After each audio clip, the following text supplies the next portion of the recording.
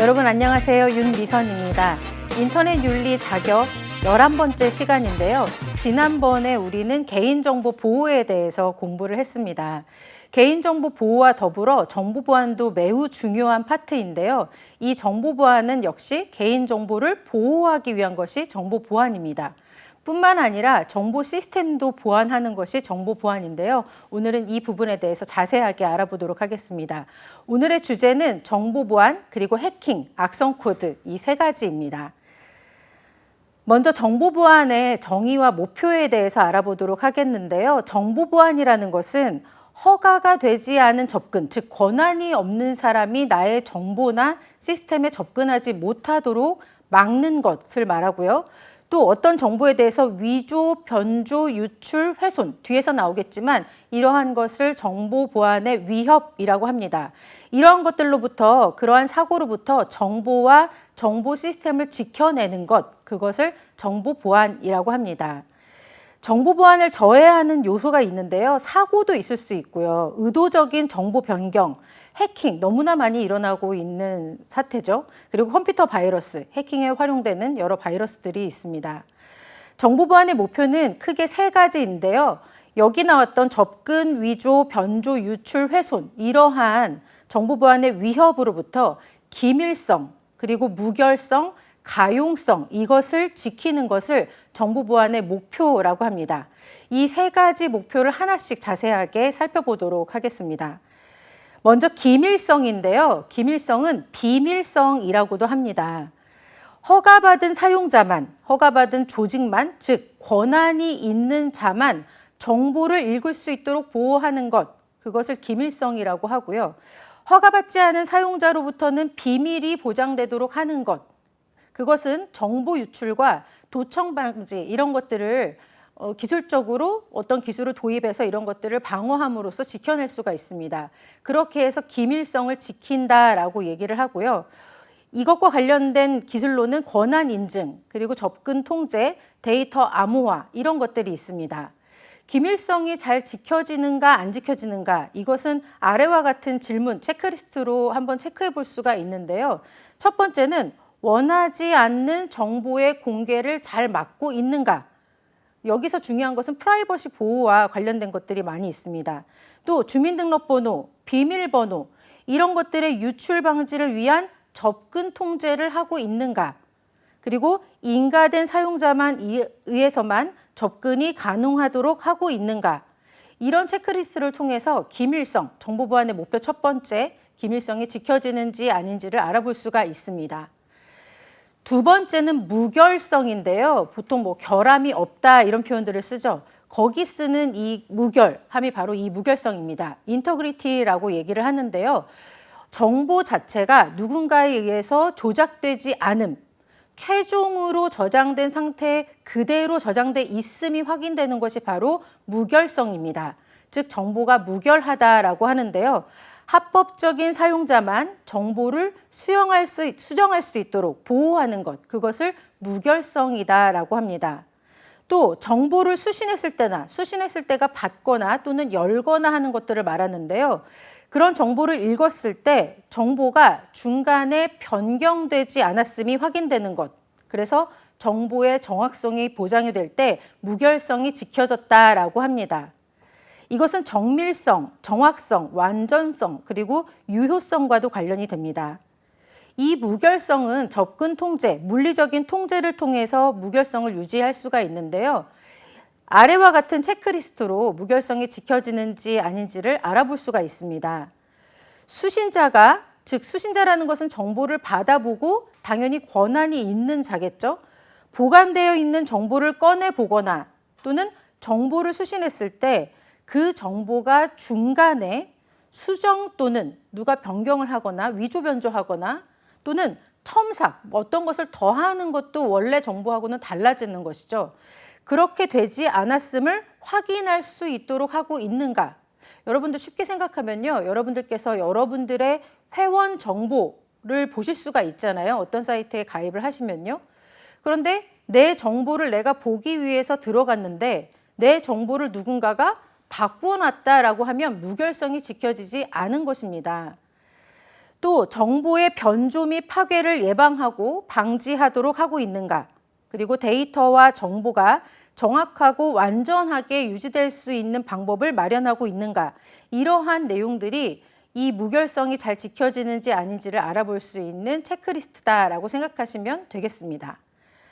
마지막 세 번째 목표는요, 가용성인데요. 이것은 유용성이라고도 합니다.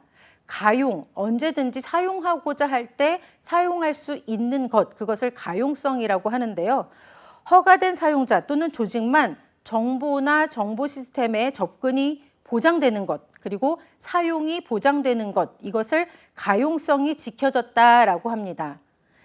정보와 정보 시스템이 접근을 해야 될 사람이 접근을 할 때 그것이 방해받는다. 예를 들어서 디도스 공격 같은 것들은요, 시스템을 사용해야 되는 사람이 사용하지 못하도록 하는데요. 그런 것들은 접근이 방해된 것이죠.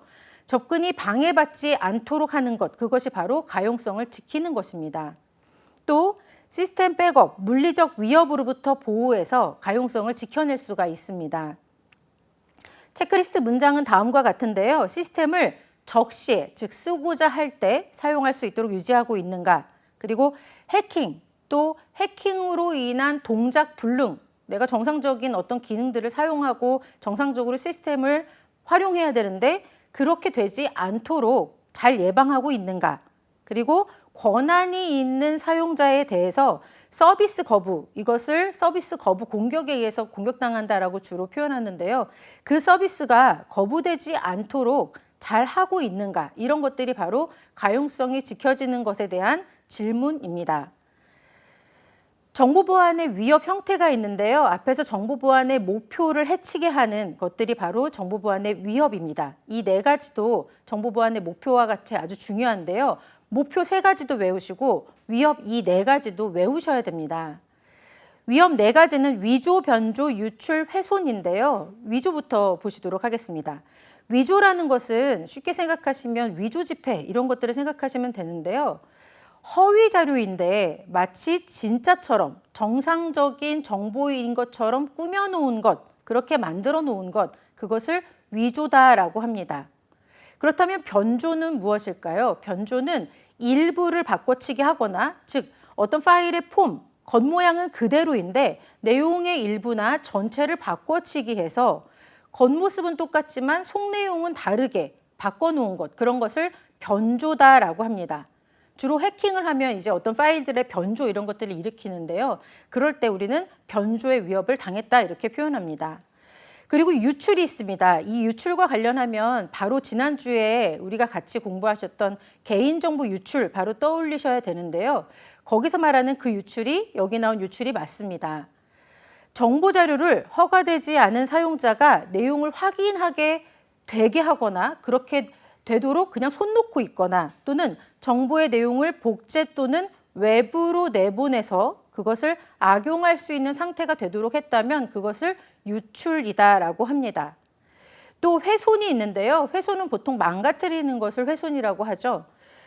내부의 정보 자료, 어떤 소프트웨어 또는 컴퓨터 오퍼레이팅 시스템, OS 같은 이런 프로그램들을 일부 또는 전부를 변경하거나 파괴해서 아예 시스템이 돌아가지 않게 하거나 보안에 위험을 주게 하는 그런 행동들을 일으키는 것, 그런 것들을 통틀어서 훼손이다라고 합니다. 위조, 변조, 유출, 훼손, 이렇게가 바로 정보보안 목표와 반대되는 위협의 네 가지가 되겠습니다. 정보보안을 위협하는 유형들도 있는데요. 사람, 시스템, 자연재해 이렇게 나눕니다. 만약에 수해가 나서 컴퓨터 서버실이 물에 잠겼다 그러면 자연재해로 인한 정보보안의 위협을 받게 되는 것이겠죠. 그런 일은 없어야 되겠지만요. 또 시스템 자체가 네트워크 장애가 생겼다거나 시스템 자체에 어떤 장애가 생겼다거나 불법 침입이 생겼다, 이런 것들은 시스템에 의한 위협이라고 봅니다. 그런데 역시 가장 많은 것은 사람에 의한 것인데요. 내부인이나 외부인, 관리자, 사용자 이런 사람들에 대한 위협이 많이 있다는 것입니다. 해킹이라는 용어를 알아보시도록 하겠는데요. 해킹은 정보보안이라는 용어와 매우 밀접한 용어죠. 왜냐하면 해킹이 바로 정보보안의 위협을 가져오는 그런 행위니까요. 그런데 이 해킹의 정의를 정확하게 아실 필요가 있습니다. 보통 해킹과 컴퓨터 바이러스를 같은 것이라고 생각하실지 모르겠지만요. 해킹 하면은 침입이라는 단어를 반드시 기억을 하셔야 되겠습니다. 해킹이라는 것은 접근을 허가받지 않은, 계속해서 접근을 허가받지 않는다, 권한이 없다 이런 표현들이 나오는데요. 정보 보안에서 권한이라는 것은 매우 중요한 것입니다. 허가를 받지 않은 컴퓨터, 허가를 받지 않은 정보 시스템에 불법으로 침입하는 행위 자체를 해킹이라고 합니다. 자, 불법으로 침입한다는 것을 다르게 말하면 어떻게 표현할 수 있을까요? 권한이 없는데, 더 쉽게 말씀드리면 아이디와 패스워드가 없는데, 내 것이 아닌데 남의 것을 가지고 들어갔거나 아니면 어떤 취약점을 이용해서 내가 불법으로 보지 말아야 될, 들어가지 말아야 될 시스템에 들어가거나 보지 말아야 될 정보를 보았다라고 한다면 그것을 해킹이라고 하는 것입니다. 정보 시스템의 정상적인 기능이나 데이터의 임의적인 간섭을 하는 행위도 해킹이라고 합니다. 해킹의 유형은 여러 가지가 있는데요. 계정을 도용하는 경우, 여러분들의 아이디나 암호가 뺏겼다. 그래서 그것을 누가 가지고 침입을 했다. 단순히 계정과 암호를 알아내서 그 사람이 나 몰래 침입했다. 이것만으로도 해킹이 성립이 됩니다. 그리고 또 어떤 취약점을 이용한 단순 침입도 있을 수 있고요. 또 자료 유출, 자료 훼손 이런 행위들이 해킹에 포함이 됩니다. 그리고 해킹과 컴퓨터 바이러스 이런 용어들이 헷갈리시는 이유는요. 해킹에는 주로 악성 코드들이 활용되고 있기 때문입니다. 즉 컴퓨터 바이러스 이런 것들을 이용해서 해킹을 하기 때문입니다. 악성 코드 자체가 공격 기법이 발달하고 있는데요. 이런 것들이 일반 사람들에게도 노출이 되기 시작하면서 많은 사람들이 이 해킹 툴을 다루는 것이 쉽게 내가 마음만 먹으면 다룰 수 있게 되었습니다. 그러다 보니 이러한 공격들도 점점 더 지능화되고 고도화되고 계속해서 퍼지는 그런 경향들이 있습니다. 우리는 신문을 통해서 뉴스를 통해서 종종 일반 사람들이 해킹했다라는 것을 그런 뉴스들을 보실 수가 있는데요. 그만큼 악성 코드의 종류도 많아지고 해킹의 수법도 많아지고 했다는 것입니다. 그래서 더 윤리가 중요하지 않는가라는 생각이 들고요. 참고로 해킹은 친고죄가 아니다. 그리고 반의사 불벌죄하고도 맞지 않다. 그렇기 때문에 누군가가 신고하거나 이 형벌에 대해서 형벌을 내리지 말아주세요 한다 한들 이거에 대해서는 검찰이 기소해서 처벌을 할 수가 있다는 것을 참고로 알아두시기 바랍니다. 해킹의 종류를 하나씩 알아보도록 하겠는데요. 먼저 시스템 침입입니다. 이것은 시스템의 취약성을 공격을 해서 시스템에 침입을 하는 건데요. 주로 패스워드 설정을 하지 않은 네트워크 공유. 여러분들 윈도우나 이런 운영체제에서 폴더 자체를 네트워크 공유해서 다른 부서에 있는 분들과 쓰시거나 다른 친구분들과 지인분들과 한 폴더를 공유해서 쓰실 수가 있는데요. 그런 데에 암호를 걸어놓지 않았다 그러면 역으로 해커가 그곳을 통해서 내 시스템을 들어올 수 있다. 이렇게 보시면 되겠습니다. 그런 것이 바로 시스템 침입이고요. 또 주로 윈도우 취약점을 노리고 그런 취약점 업데이트가 안 된, 주로 패치라고 하죠. 윈도우 업데이트. 그런 파일들을 설치하지 않아서 뭔가 백도어가 열려 있거나 어디로 침입하기가 쉬운 경로가 열려 있는 그러한 운영체제를 통해서 침입하는 것, 그런 것들을 시스템 침입이라고 합니다. 악성 코드를 이용한 해킹들이 주로 일어나고 있는데요. 이 악성 코드라는 것은 컴퓨터 사용자에게 의도적으로 직접 또는 간접적으로 피해를 주고자 만든 악의적인 프로그램을 총칭합니다. 다른 말로는 멀웨어라고도 부르기도 합니다. 이것은 사용자의 시스템을 공격하기 위한 도구로 사용하는 프로그램을 의미하고요. 악성 코드들이 주로 왜 해킹에 활용이 되냐면요. 대부분의 악성 코드들은 백도어라는 것을 오픈해서 정보를 유출하거나 시스템의 정상적인 동작을 방해하도록 해커가 마음껏 들어가서 시스템의 정상적인 동작을 방해할 수 있도록 하기 때문인데요. 백도어라는 것은 원래는 관리자들이 원격으로 관리하기 위해서 열어놓은 뒷문, 뒷관문 이런 것들을 백도어라고 합니다. 그런데 지금은 이 백도어를 열어주는 악성 코드가 매우 많이 있기 때문에 해킹을 통해서 뭔가 들어왔다라고 하면 악성 코드를 통해서 백도어가 열렸구나 이렇게 주로 표현하곤 합니다. 악성 코드의 종류들을 한번 살펴보시도록 하겠는데요. 대표적인 것이 컴퓨터 바이러스입니다. 이제 우리는 바이러스에 대한 이해가 매우 높아졌을 것 같은데요. 네, 참 슬픈 사연입니다만 바이러스다라고 하면 가장 중요한 단어가 있습니다. 두 가지가 있는데요. 기생, 숙주 이 단어가 필요합니다.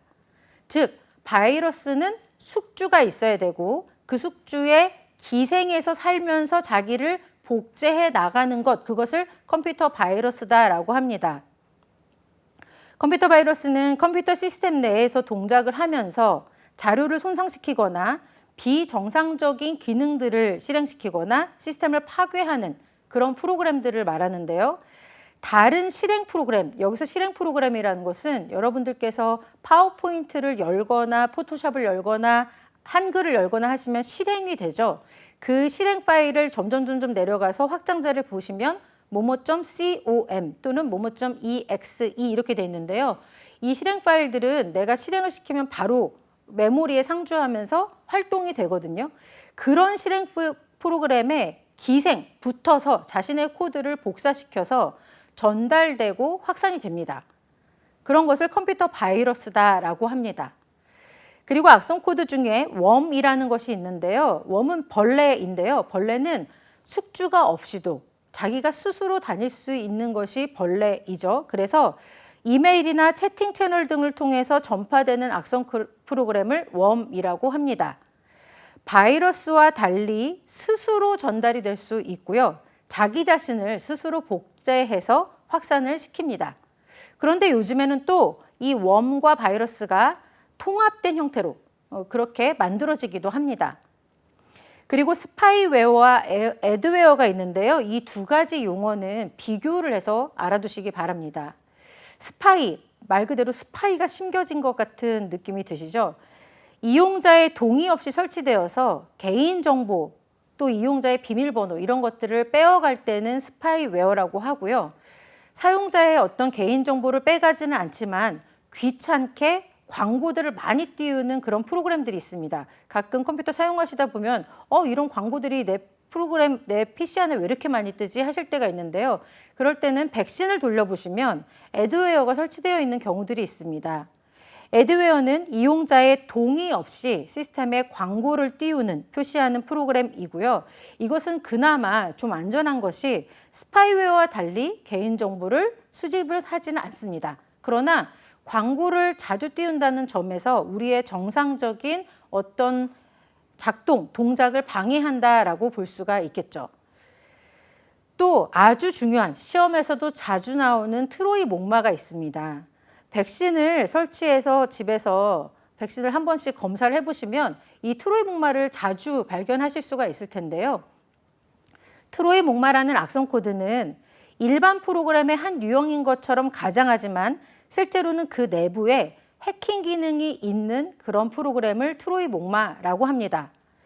트로이 목마의 가장 큰 문제점은요, 자료 삭제, 자료 유출, 정보 유출 이런 것들에 활용이 된다라는 것입니다.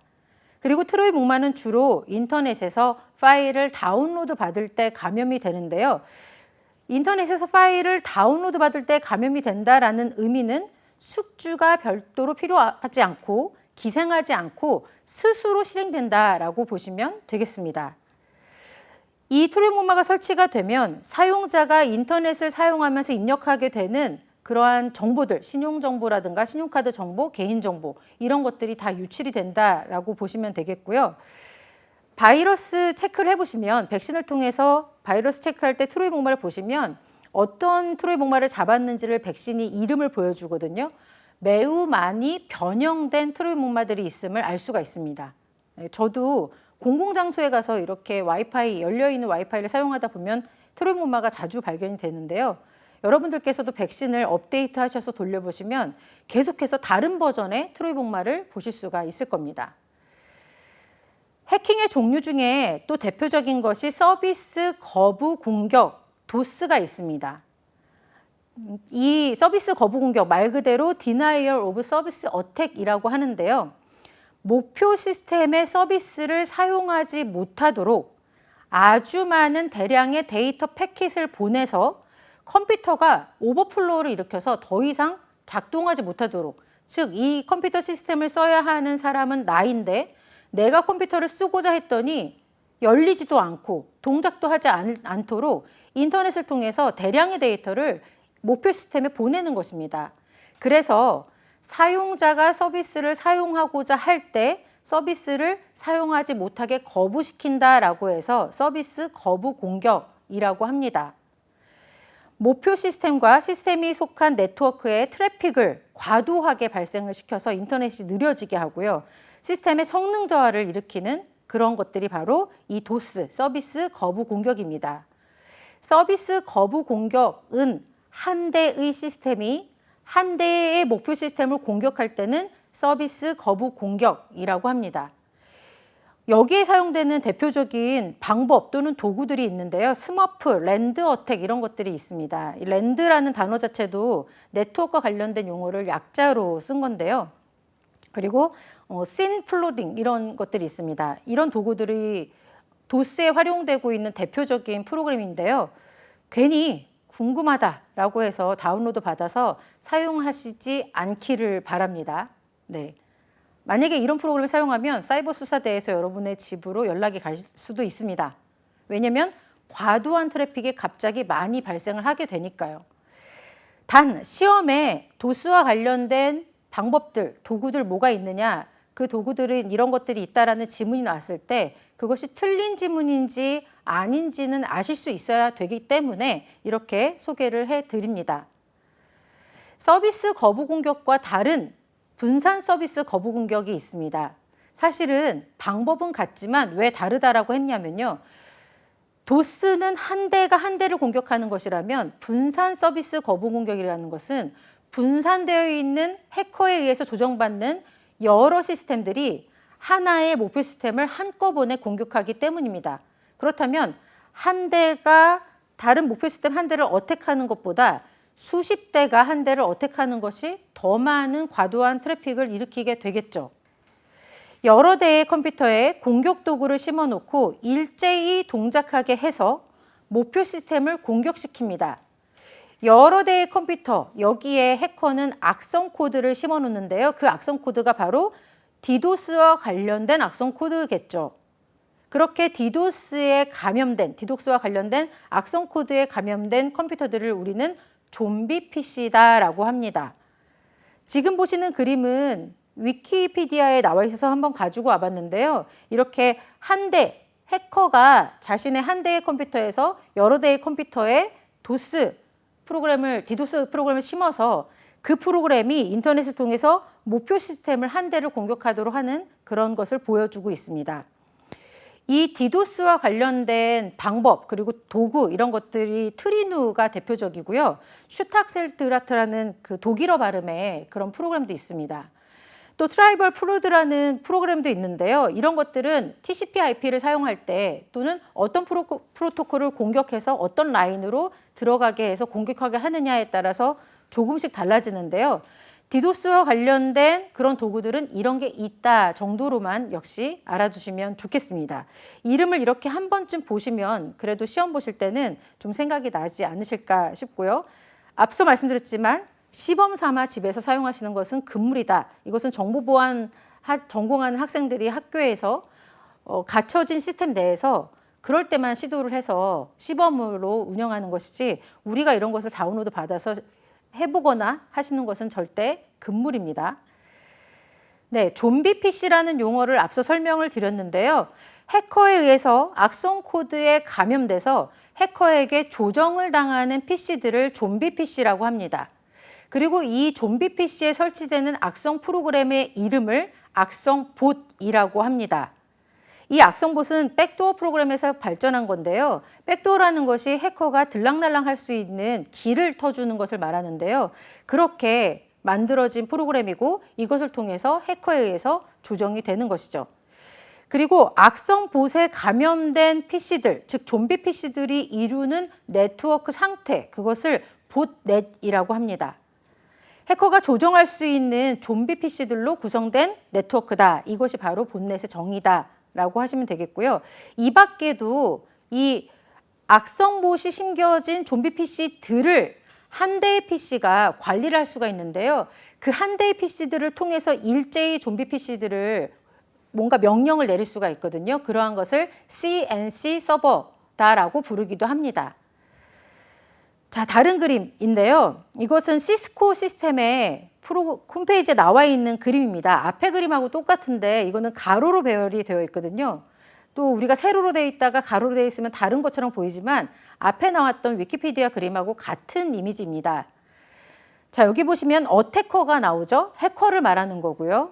그리고 CNC 서버라는 것은 커맨드 앤 컨트롤, 즉 이 해커가 자기가 여러 좀비 PC들을 관리하기 위해서 사용하는 그러한 서버, 그것을 바로 CNC 서버라고 하는데요. 이 CNC 서버 한 대가 여러 좀비 PC들, 악성봇에 감염된 좀비 PC들을 관리하고 조정하면 이 좀비 PC들이 일제히 한 대의 목표 시스템을 공격을 해서 수많은 데이터 패킷을 보내서 진짜 권한 있는 사람이 본인이 원하는 시간에 시스템을 사용하려고 하면 들어가지지도 켜지지도 않게 하는 것이 바로 이 디도스 공격이다라고 알아두시면 되겠습니다. 자, 여러분, 이 디도스 공격, 앞서 설명드렸던 정보 보안의 목표와 어떤 것과 관련이 될까요? 기밀성, 무결성, 가용성, 정보 보안의 목표인데요. 1차원적으로 디도스 공격이 들어왔다라고 한다면 이 세 개의 목표 중에서 어떤 것에 위해를 주는 것일까요? 디도스는 사용하고자 할 때 사용하지 못하도록 서비스를 거부하는 것이죠. 그렇기 때문에 가용성에 위해를 주는 것이다. 이렇게 답변을 하시면 되겠습니다. 그리고 지능형 지속 공격이라는 것이 있습니다. Advanced Persistent Threat이라고 되어 있는데요. 줄여서 APT, 아파트가 아니라 이 약자가 뭔가 고도화된 지속적인 그런 공격이다. 이렇게 되어 있거든요. 이 APT 공격은 굉장히 해커들도 노력을 해서 또 자신이 인내심을 가지고 하는 것이 바로 APT 공격입니다. 특정 기업의 시스템에 몰래 침입한 이후에 은밀히 활동하면서 정보를 조금씩 빼내갑니다. 그리고 적절한 때에 정보를 다 빼내가면 이제 나가게 되는데요. 이 어태커도 오랜 기간에 걸쳐서 들어와서 정보를 조금씩 빼내다가 나가기 때문에 언제 들어왔는지, 언제 공격을 당했는지 이런 것들을 알아내기가 어려워서 지능형 지속 공격이다라고 합니다. 전문 인력과 충분한 비용을 들여서 준비를 하고요. 조직적이고 치밀하게 목표 시스템의 보안 체계를 무력화한다라는 특징이 있습니다. 지능형 지속 공격을 매우 많이 활용하는 나라가 있습니다. 우리나라하고 가장 가깝게 붙어 있는 그런 나라인데요. 네, 북한입니다. APT 공격이라는 것을 신문상에 쳐보시면 북한이 종종 세계 은행에 APT 공격을 해서 뭔가 정보를 빼내거나 뭔가 돈을 유출하려고 했다가 실패했다라는 그런 기사들이 종종 나옵니다. 북한도 해커를 기르고 있구나, 이것을 뭔가 방증하는 그런 내용이라고 볼 수가 있는데요. 네, 어떻게든 뭔가를 해보려고 노력하는 모습을 볼 수가 있죠. 다행히도 그 수법이 통하지 않아서 다행이긴 하지만 그래도 또 모를 일인 거죠. 왜냐하면 은밀히 들어와서 조금씩 빼내가기 때문에 이미 공격을 당하고 있는 것일 수도 있다라는 것입니다. 그래서 지능형 지속 공격, APT 공격이다라고 합니다. 악성 코드, 바이러스, 해킹 관련 용어들을 살펴보시겠는데요. 이런 것들은 어떤 것은 객관식으로 자주 나오고 어떤 것은 주관식으로도 나오는데요. 일단 크라임웨어부터 살펴보도록 하겠습니다. 크라임웨어 그러면 지문이 길어도 이 한 가지만 기억하시면 되겠습니다. 금융 악성 코드.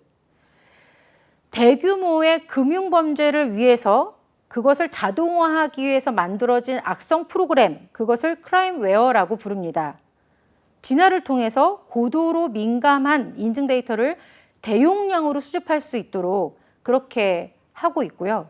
그리고 랜섬웨어라는 용어가 있는데요. 이것은 주관식으로도 자주 나오고 요즘에 이런 랜섬웨어와 관련된 그런 수법들이 신문상에서도 많이 나오고 있습니다. 계속 랜섬웨어가 발달하고 있고 많은 일반인들도 이 랜섬웨어에 노출이 되고 있는데요. 그래서 더 시험에도 자주 나오는 것이 아닐까 싶습니다. 랜섬웨어라는 것은 랜섬, 몸값이라는 것과 소프트웨어의 합성어인데요. 사용자 컴퓨터에 침입을 해서 그 시스템을 잠궈 놓고 시스템에 있는 모든 파일들을 암호화를 시킵니다. 그래서 그 파일을 열려고 하면 복호화 코드, 키를 넣어라 라는 메시지가 나오면서 너가 이 키를 받으려면 나에게 몇십 달러를 보내라. 그러면 복호화 코드를 보내주겠다. 이런 식으로 파일을 암호화해서 인질로 잡아두고 복호화 코드에 대한 어떤 몸값을 요구하는 것, 그것을 랜섬웨어라고 합니다. 이 랜섬웨어의 위험성은요, 랜섬웨어 사이트에 들어가서 파일을 클릭하면 내가 굳이 실행하지 않아도 다운로드와 더불어 바로 실행이 돼서 랜섬웨어에 바로 감염이 될 수 있습니다. 그래서 위험하고요. 또 여러분, 이거 랜섬웨어를 만든 그런 해커들이 복호화 코드를 순순히 보내줄까요? 그리고 우리가 돈을 보내준들 복호화 코드가 100% 맞을까요? 그런 착한 마음이면 애초에 이런 랜섬웨어를 만들지 않았겠죠. 네, 안타깝게도 여기서 저도 고백합니다만 랜섬웨어에 저도 걸려본 적이 있었습니다. 외국 사이트에 들어갔다가 걸렸는데요. 한 20기가 정도의 파일이 암호화돼서 확장자가 뭐뭐.bcd 뭐 이런 식으로 이상한 확장자가 되면서 열리지가 않았습니다. 저는 이제 복호화하는 기술 몇 가지를 알고 있어서 복호화 시키려고 노력을 했는데도 어떤 파일은 복호화되고 어떤 것은 안 되더라고요. 그런데 감사하게도 저는 백업하는 것이 습관이라서 이전에 백업해둔 파일이 있었기 때문에 그래서 그 파일을 다 지우고 컴퓨터로 포맷하고 백업된 파일을 사용한 적이 있었습니다. 네, 슬픈 이야기죠. 그래서 뭔가 한번 컴퓨터를 정리를 하고 그렇게 했는데요. 너무 답답하더라고요. 우리가 원하는 모든 파일들이 하나도 열리지 않는다고 생각을 해보세요. 얼마나 답답할까요? 그게 바로 랜섬웨어입니다. 저도 사이트에 들어가기만 했는데도 걸렸거든요. 이 랜섬웨어에 감염되면 데이터 파일뿐만 아니라 저장 공간, 여러분들께서 이 컴퓨터에 이동식 어떤 하드웨어 같은 걸 꽂아두면 그 이동식 하드웨어에 있는 파일까지도 모두 다 암호화가 돼서 잠깁니다. 그리고 네트워크로 공유되어 있는 어떤 시스템이 있으면 그것까지도 암호화해서 잠길 수 있기 때문에 그래서 USB로 뭔가 꽂아놨다. 그러면 그것도 위험할 수 있다라는 것입니다. 만약에 저도 백업했던 그 외장 하드를 꽂아놓고 있었다면 그것도 뭔가 복구시킬 수가 없었겠죠. 네, 랜섬웨어 자주 들어오기 때문에 조심하셔야 되고요. 또 한 가지 아주 중요한 것은 랜섬웨어와 관련된 그런 백신은 별도로 주로 있습니다. 일반 백신에서는 랜섬웨어를 잘 못 잡고요. 백신 회사별로 들어가시면 여러 우리나라에 좋은 백신 회사들이 있잖아요. 거기서 랜섬웨어와 관련된 백신들을 별도로 제공하고 있습니다. 따라서 일반 백신 말고도 랜섬웨어와 관련된 백신을 따로 설치해 두시는 것이 더 안전한 방법이 되겠습니다. 물론 일반 백신 중에서도 랜섬웨어를 잡는 백신들도 있습니다만 여러분들께서 댁에서 또는 여러분들 시스템에서 뭔가 무료로 활용하고 계시다면 그럴 때는 랜섬웨어까지 못 잡는 경우들이 많으므로 랜섬웨어와 관련된 전문 백신을 따로 설치하는 것이 안전한 방법이 되겠습니다. 조크라는 게 있습니다. 이거는 실제로 어떤 피해를 일으키는 건 아닌데요. 사용자를 깜짝깜짝 놀라게 하는, 이 깜짝 놀라는 것도 어떤 사람들에게는 굉장히 불편하고 싫은 일이겠죠. 그러한 악성 코드를 조크라고 합니다. 그리고 웨일링이라는, 제 생각으로는 이런 표현을 써도 되겠지만 좀 야비한 방법의 그런 공격이 있는데요. 저명 인사나 기업 대표에 대해서 프로파일을 면밀히 조사를 해서 그 사람에 대해서 내가 당신의 어떤 잘못을 알고 있다. 그래서 당신에 대해서 이거를 퍼뜨리겠다든가 뭔가 이런 식으로 그 사람에 대한 맞춤 공격을 하는 것이 바로 웨일링입니다. 웨일링, 고래를 잡는 것이 웨일링인 것처럼 유명한 사람들, 저명 인사들, 이런 사람들을 대상으로 하는 것을 웨일링이다라고 합니다. 스톡스넷 하면 원자력 바로 떠올리시면 되겠는데요. 원자력이나 철강, 반도체 이런 산업시설의 파괴를 목적으로 제작된 컴퓨터 바이러스를 스톡스넷이라고 합니다. 다형성 바이러스라는 용어도 중요한데요. 형태를 여러 가지를 가지고 있다라는 뜻이 바로 다형성 바이러스겠죠. 자기 자신의 모습을 계속해서 바꿔나간다라는 의미로 보시면 되겠습니다. 이 다형성 바이러스는 다른 파일에 감염될 때마다 형태를 바꾸기 때문에 감염된 사실을 눈치채지 못하도록 하는 그러한 좀 지능적인 바이러스입니다. 바이러스 몸체에 대해서 암호화 기술을 적용을 하고요. 컴퓨터 백신으로부터 마치 감염되지 않은 것처럼 자신을 숨기는, 자신을 보호하는 그런 기능들이 있습니다. 이 암호화 시키는 방법이 매번 달라진다는 특징이 있고요. 첨부된 파일의 크기가 일정한 특징들이 있는데 요즘에는 또 이 부분도 변형되는 특징들이 있어서 늘 일정하다라고는 또 볼 수가 없습니다. 정상적인 파일의 용량이 있는데 그 용량보다 일정하게 뭔가 더 증가되는 그런 특징이 있다라는 의미인 거고요. 그러나 꼭 여기 나와 있는 것처럼 33KB 이렇게 꼭 일치하는 것은 아니다라는 것도 기억을 해두시기 바랍니다. 어쨌든 암호화 수법을 계속 바꿔서, 기법을 바꿔서 자기 자신을 숨기고 자기 자신의 모습을 바꿔나간다 이렇게 보시면 되겠습니다. 핵티비즘이라는 용어 들어보셨나요? 아마 이 용어보다 어나니머스 하시면 바로 이해하실 텐데요. 어나니머스는 핵티비즘을 하는 핵티비스트들의 한 그룹, 그중에서 가장 유명한 것이 바로 어나니머스입니다. 해커와 행동주의, 액티비즘의 합성어이고요. 이 핵티비즘에 빠진 사람들은 정치적인 목적을 위해서 또는 정치적인 자유를 위해서 정부나 기업, 단체 이런 데를 해킹한다라고 하는데 과연 어디까지가 정의로운 일인지 그걸 누가 판단하는 것인지 이런 것은 아무도 모른다라는 것이죠. 또 예전에 이 핵티비스트들, 어나니머스트들이 IS 요원이다. 그래서 트위터의 계정을 공개를 한 적이 있었습니다. 그런데 IS 요원이 아닌 사람들의 계정까지도 거기에 포함돼서 일반 트위터 사용자들이 매우 큰 피해를 본 적들이 있습니다. 많은 사람들이 IS 요원인 줄 알고 자기 자신에게 와서 공격하고 하니까요. 네, 그래서 핵티비즘 어떤 이유로 하는 것인지 잘 모르지만 핵티비스트들에 의하면 자기 자신이 어느 나라에 속해 있는지 그 멤버도 서로가 서로를 모른다 이렇게 주장을 하고 있고요. 보통 마스크 같은 거를 쓰고 자신들을 표현하고 있죠. 혹스라는 것도 있는데요. 악성 코드에 대한 허위 광고로 뭔가 허위 소문을 내는 것, 허위 소문이 난 것, 그것을 혹스라고 합니다. 실제 있지도 않은 가짜 바이러스를 사칭해서 파일 삭제 등을 요청하는 안내 메일을 보내는 것, 그것이 바로 혹스입니다. 이것도 일종의 장난이지만 이것을 받는 사람들에게는 매우 불편한 일이 되겠죠. 악성 코드의 감염 경로들을 살펴보도록 하겠는데요. 시험에 악성 코드의 감염 경로가 아닌 것은, 맞는 것은 이렇게 나올 수 있기 때문에 살펴보도록 하겠습니다. 주로 USB 메모리 이런 저장 매체들을 통해서 많이 감염이 되는데요. USB와 같은 것을, 그런 저장 매체를 컴퓨터 바이러스가 감염된 PC에 꽂았다가 감염이 되지 않은 PC에 꽂으면 그 USB를 타고 바이러스가 옮겨온다는 것이죠. 또 컴퓨터를 여러 명이 공용 사용을 할 때 악성 코드가 감염될 수 있고요. 또 인터넷을 통해서 파일을 다운로드 받을 때 그 파일에 악성 코드가 있었다라고 하면 당연히 악성 코드 감염이 되겠고요. 또 악성 코드를 배포하는 URL이 있습니다. 아까 랜섬웨어도 그런 사이트들이 있다고 했는데요. 그런 사이트들에 내가 접근함으로써 악성 코드에 감염될 수가 있습니다. 악성 코드가 포함된 전자메일을 읽어서 생길 수도 있고요. 또 공유 폴더를 사용하거나 네트워크 드라이브라고 해서 DVD 드라이브 이런 것들을 공유해서 쓸 수가 있는데요.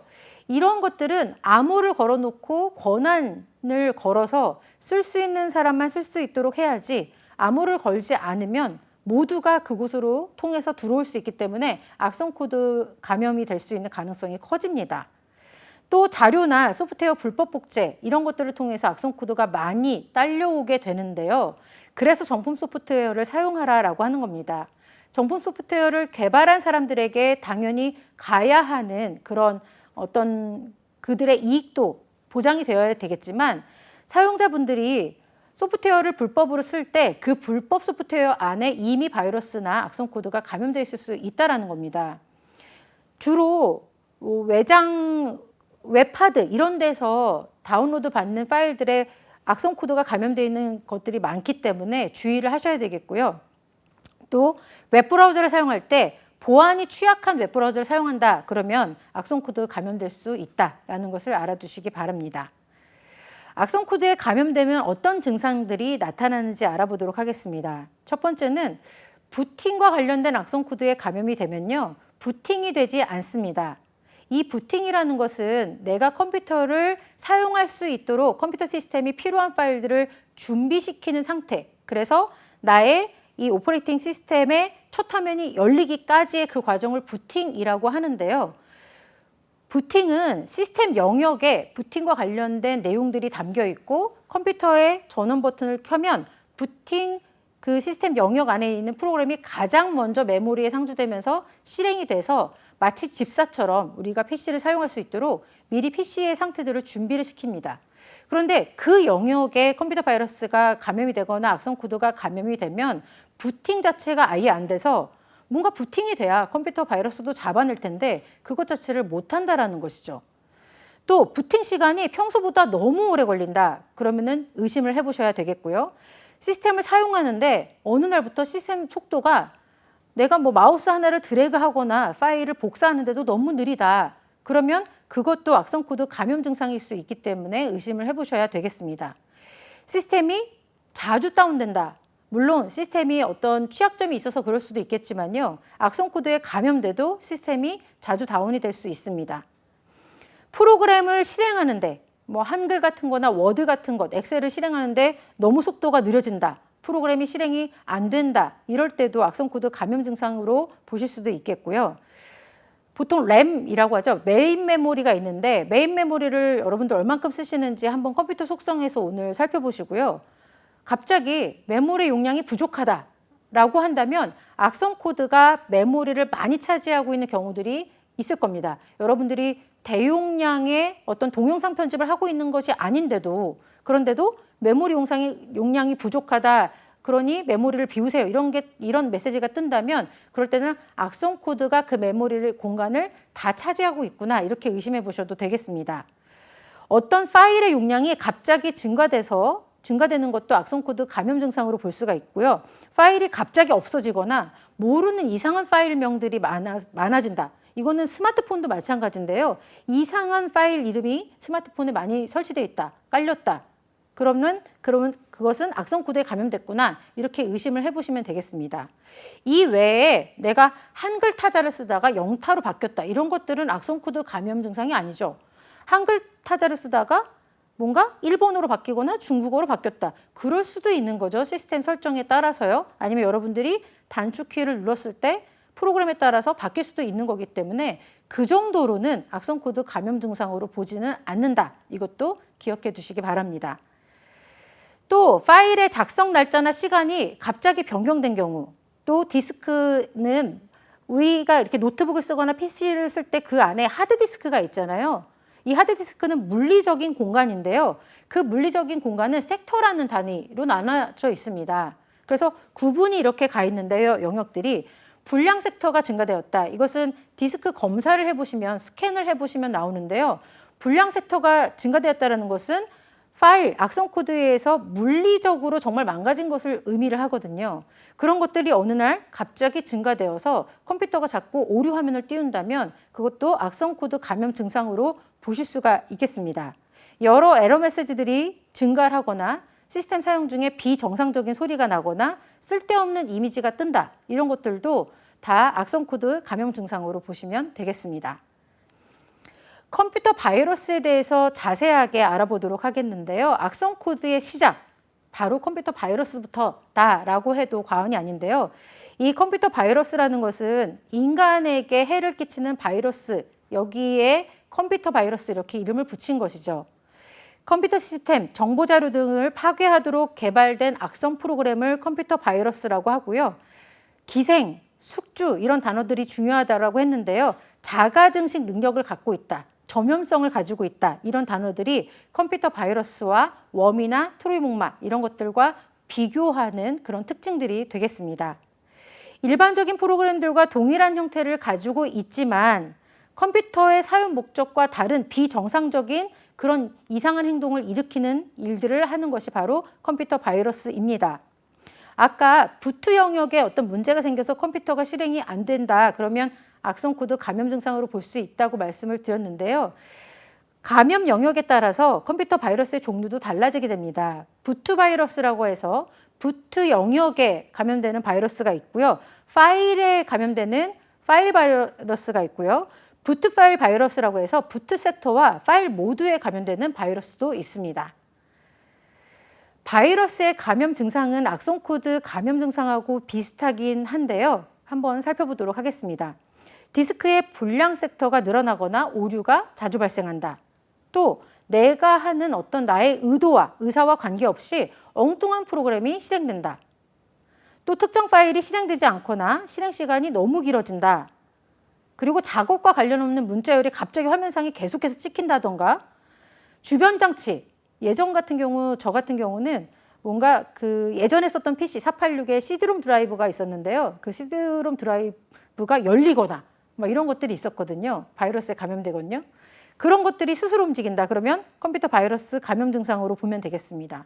그리고 처음에 이 컴퓨터 바이러스가 걸렸을 때는 파일의 용량을 보면 원래는 20메가여야 되는데 20메가보다 약간 증가됐다거나 이렇게 용량으로도 알아볼 수 있는 경우들이 많이 있었습니다. 지금은 자기 자신을 은폐하기 때문에 용량이 증가된 것까지 숨기지만 예전 같은 경우 초기의 바이러스들은 파일의 용량이 갑자기 늘어난 것을 볼 수가 있는 경우들이 많이 있었습니다. 또 시스템 부팅을 할 때 시스템 관련 파일들을 찾을 수 없다. 시스템은 부팅을 할 때 기본적으로 써야 되는 기본 중요한 파일들이 있는데요. 그것이 갑자기 삭제됐다, 문제가 생겼다 그러면 컴퓨터 바이러스에 감염될 수 있는 거구나, 있겠구나 이렇게 기억을 하시면 되겠습니다. 컴퓨터 바이러스의 단계가 시험에 종종 나오는데요. 원시, 그리고 암호화, 은폐, 점점 더 지능화된다고 보시면 되겠습니다. 은폐하다 못해 갑옷까지 입는, 그리고 나서 매크로 바이러스까지 5단계로 이루어집니다. 하나씩 살펴보시면요. 원시형 바이러스는 아마추어 프로그래머가 만든 경우들이 많이 있었습니다. 단순하고요. 이렇게 표현해도 될지 모르겠지만 저는 컴퓨터를 94년도부터 95년도부터 활용을 해봤었는데요. 그때 걸렸던 바이러스들은 좀 귀여운 바이러스들이 많이 있었습니다. 제가 설치하지 않은 화면 보호기 같은 것이 나타나거나 뭔가 갑자기 제 화면에 눈이 내리거나 앞에 말씀드린 것처럼 CD롬 드라이브가 열리거나 뭐 이런 것들이 있었는데요. 그런 것들, 그게 바로 원시형 바이러스였고요. 걸리면 바이러스 걸렸구나 이렇게 바로 알아차릴 수 있는 바이러스들이 주로 대부분 그런 바이러스들이었습니다. 때로 부트 영역에 감염이 돼서 컴퓨터가 켜지지 않은 경우들도 있었습니다. 그리고 여기서 이제 한 단계 더 실력을 갖춘 프로그래머들이 만든 것이 암호화 바이러스인데요.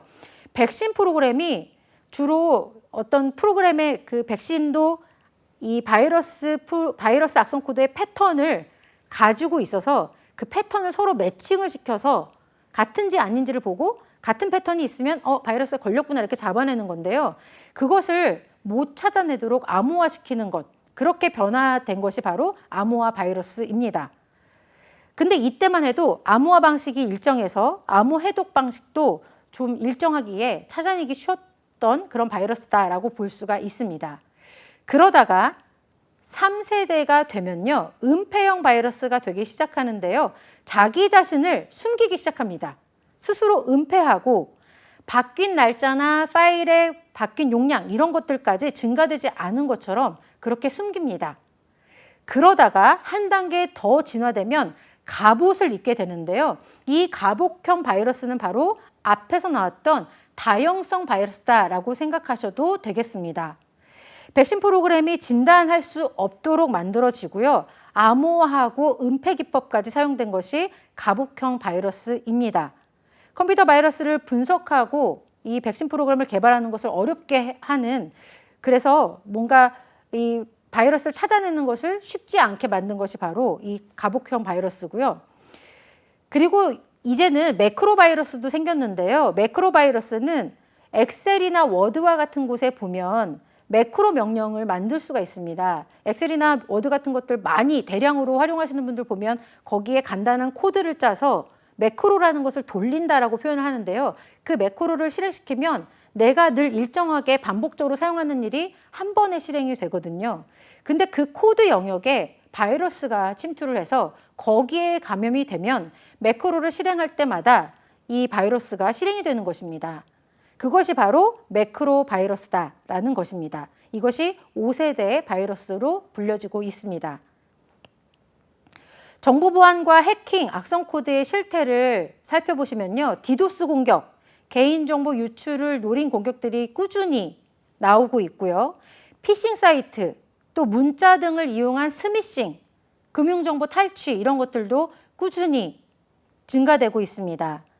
또 요즘에 스마트폰을 대부분 다 가지고 계실 텐데요. 국민의 99% 다 사용하고 계실 텐데요. 그러한 모바일 악성 앱들이 생겨나면서 모바일을 통해서 개인정보를 탈취하는 악성 코드들도 많아졌다라는 것입니다. 또 APT 공격도 계속해서 나오고 있고요.